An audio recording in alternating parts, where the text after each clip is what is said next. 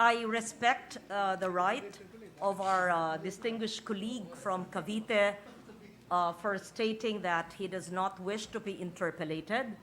This representation, Mr. President, would have wanted to not just interpellate, but to be more enlightened on this issue, but it will take so much time.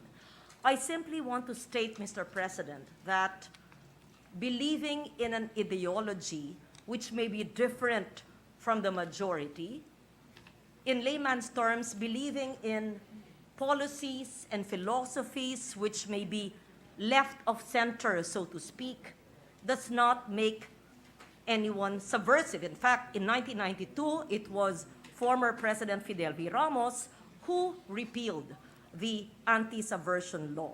Having said that, Mr. President, I have pushed for the resumption of peace talks.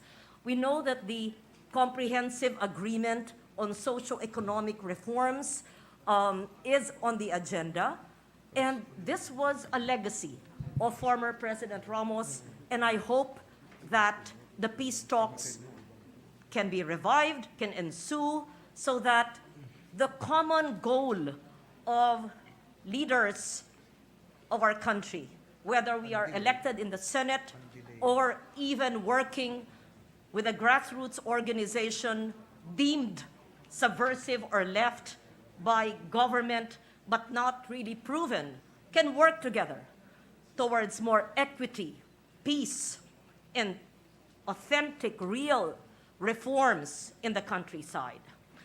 I will never judge Chair Popoy de Vera, just as I will never judge his sister. I do not know the issue, and I do not know her personally. All I can say is that having celebrated National Heroes Day yesterday, there are many heroes in our midst whom we see and who we do not see or know. Even heroes who may be associated with the CPP. I declare that I have worked with the National Democratic Front, and I am not ashamed of it. I have worked with them, not for them, in my role as a journalist, along with then Minority Leader Aquilino Pimentel. As a young senator, I have worked for the release of captives, both in the police and the military establishment, from the mountains of Davao to the jungles and mountains of Sorsogon in Bicol and in Lianga, Surigao Sur. I have agreed with them on many subject matters close to our heart, and I'm certain that our brilliant lawyer from Cavite will agree that all the elements, the four aspects of CASER must be pushed. Having said that, Mr. President, I would like the anti-terror law to be reviewed. I recall, and I hope my vote was recorded correctly when I was in the House of Representatives at the height of the pandemic, because I did not vote in its favor. And I do not recall what law or what pronouncement of government has declared the Communist Party of the Philippines or similar organizations, movements, beliefs, associations could be declared as what? Enemies of the state? It's so difficult to identify that. When if we see and study what they actually believe and want, it is social justice. It is really uplifting our people from poverty for decades without bearing arms, of course. And the disposition of forces is part of the four elements of CASER.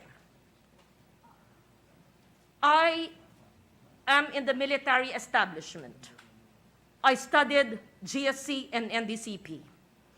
I proudly belong to the AFP Reserve Corps, being a full colonel. I fully respect and associate myself with some of the views and the concerns of the good senator. However, I also would not pass judgment and label, perhaps, certain organizations whose beliefs may be different from the general majority. But when we look at it, we bear similar objectives, vision, dreams for our people. I say that not in contrary to my good friend Senator Tolentino's manifestation today, or those who wish to associate with them.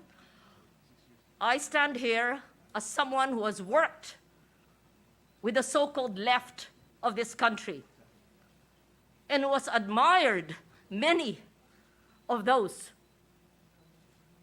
who share the same vision for a country, who may belong to those who are considered left of center. And there is nothing wrong with that, Mr. President. It does not make anyone subversive. In fact, there's no subversion law.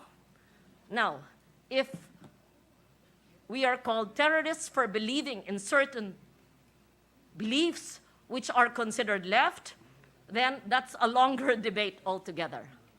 All I'm saying is that while I appreciate the manifestation of the good senator from Cavite, I also believe that heroes like Dr. Jose Rizal, who was considered subversive by the Spanish, who is killed in Laguna, is our national hero. Having said that, Mr. President, I thank the good senator from Cavite for raising this very important issue that has propelled discussions and emotions. I do not totally disagree with you, but I think this is a very important subject of discussion, and we will never completely agree with each other. That's why we value our democracy, and that is the reason why we are the Philippine Senate. I will leave it at that, Mr. President.